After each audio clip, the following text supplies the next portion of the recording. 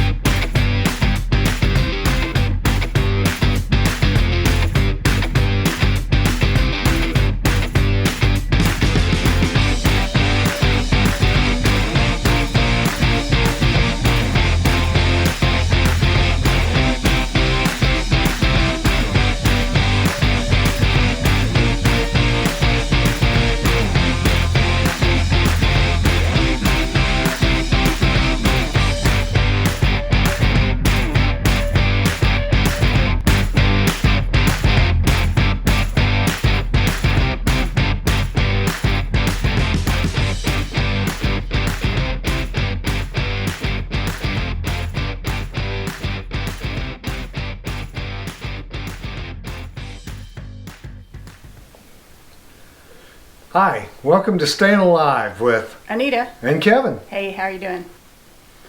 So, the other day you took me on an orienteering course, and that was a lot of fun. Tell us a little bit about it. Yeah, that was great. We are very fortunate where we live. We have a large, beautiful park facility that has a permanent built orienteering course. And if you're not familiar with what an orienteering course is, it's navigation across land with a map, something like this, and a compass. So the maps have pre-plotted locations on them, and they come with a cue sheet that have a little hint about where the marker is at. And the whole point of the course is from where you start to navigate to a set marker, and then punch a passport with the punch that's there for the markers. So it's all about navigating the fastest, most efficient way across land. It makes me think of an Easter egg hunt. Yeah. There's a little bit of scavenger hunt to it, Right. And a little bit of what's best. When you look at a topographical map, you'll see the contour of the terrain, the obstacles, whether that's water or trees or a forested area. And then you have to decide how best to navigate around those land features to get to the location that you're trying to get to. That's cool.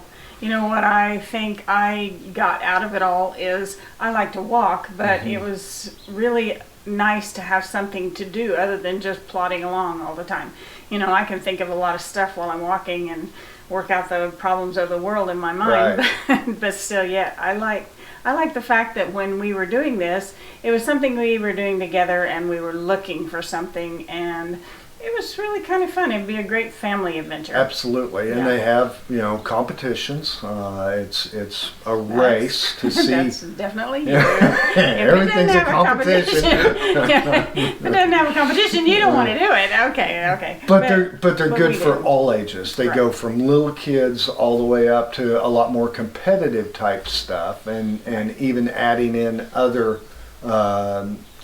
multi-sport features when you get all the way up to an adventure type race. where they add in bikes and canoeing and stuff. Right. Cool. And so that kind of brings us to what you just finished up, and that was an adventure race. Right. And so tell me a little bit about that. And also, I take it that they canceled the canoeing part. Yeah, we've had plenty of water this Right. year, and with the lake levels and the river levels being what they are, for the 6-hour adventure race that I did, they had to take out the canoe section.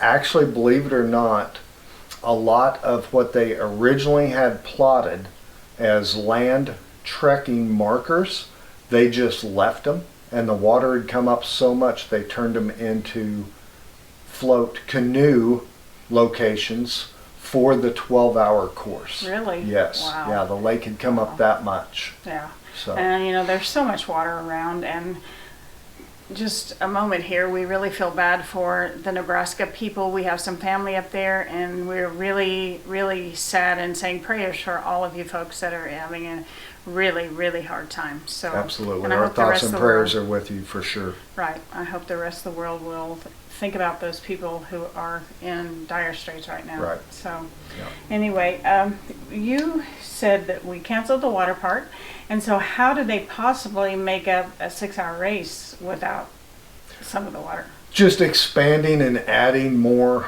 land navigation and biking. So the one I just finished was just trekking and biking, and the way they generally work is similar to this, only kind of another level. So you have a topographical map, again, that you're given that has pre-plotted locations and your start point, and then there's often different checkpoints involved as well. So we were told which locations we had to find on foot and which locations we had to find via the bike. Huh, okay. And then it was really up to you to decide the order in which you located and what was the best way to navigate the terrain that was going to be the fastest and most efficient, when generally you start in the middle of a map and you're trying to work the whole thing. Right. So it's not just a challenge brain-wise for the navigating section, but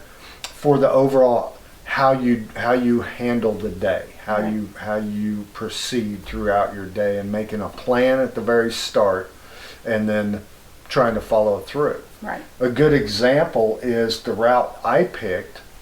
I should have picked up marker number 3 and then marker number 4.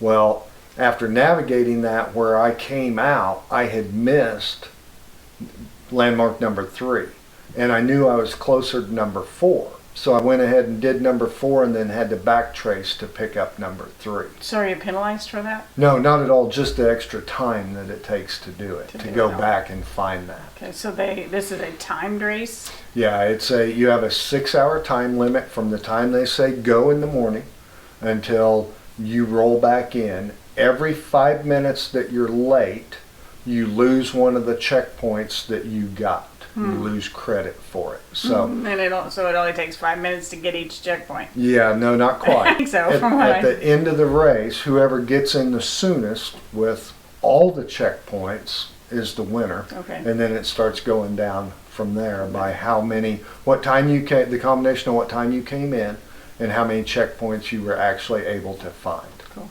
So is this something that's just in our area, or is it all over? Oh, you it's know? all over. In fact, it's worldwide. Really? And Really? yeah, you get races run. Short courses like I did was a 6-hour. You see a lot of 12-hour, which are one day. The bigger events go into 24 hours, 36 hours, and even week-long events that go completely across a continent from one end to the other. Wow. Yeah. I run solo, but that's really kind of uncommon. Usually you have 2-man, 3-man, 4-man teams, sometimes even larger, sometimes mixed co-ed teams, sometimes gender-specific teams. Oh, cool. That's pretty interesting. Yeah. So, and that's something that someone can do if they want to do some bicycling and just not just ride there again, just ride down the road. Right. It's kind of like the orienteering, not just walking down the road. It gives you a little bit of something different to do, to break it up a little bit. Yeah, And a do lot something of fun. a lot of trekking. You see a lot of really beautiful area and a lot of nature, and Again, adding normally the canoeing, the paddling, you get the water, you get the bike in there, so you get a nice multi-sport event, and Well, it's a pretty taxing day. Right. Last year, you had to carry the canoe down a hill and then back up a hill. Right. Correct. That was part of it. You had to get the canoe or kayak from its storage location, the trailer, down to the boat ramp, launch it, paddle, find the waypoint, the target, the marker, paddle back, pull it out, and take it back up and put it back where you got it. So. Wow. Anyhow, that seemed like a lot of work to me. Yeah, it was a piece. Yeah. So I think that's pretty cool. And there again, this gives you all something maybe you would like to think about. And the orienteering, which I like to tease him and call it canyoneering, because I couldn't think of the name of it to start with. But anyway, the orienteering is really a lot of fun, and you could do that even with small children. Absolutely. So, yeah. All you need to get started, honestly, is a basic compass that you may already have laying around. It's really the only thing that you need at all to do it. Unless you were a Boy Scout, you probably didn't already have this. Because I'd never seen one of these before. So anyway, well, I hope you guys enjoyed it this week. It's a little bit shorter, but, just giving you some ideas. We do have Easter coming up, and so maybe that would be something you'd want to do with your family. It's springtime. The weather's great. Right. Like we always say, start where you're at. Right. Possibly getting out to a park with a map and a compass could be just what you need to get you up and going and take that first step to get you outdoors and enjoying life and being active. That's right, having a great time. If you like anything that we talk about, subscribe to our channel and hit the notification marker so that you know when we've uploaded something new. If you have any questions, feel free to leave those below. And we'd love to get your comments. We always like the feedback. We'd love to know what you think and what you'd like to see. If you have any activities that you'd like to see us do, let us know. We're pretty much up for about any challenge.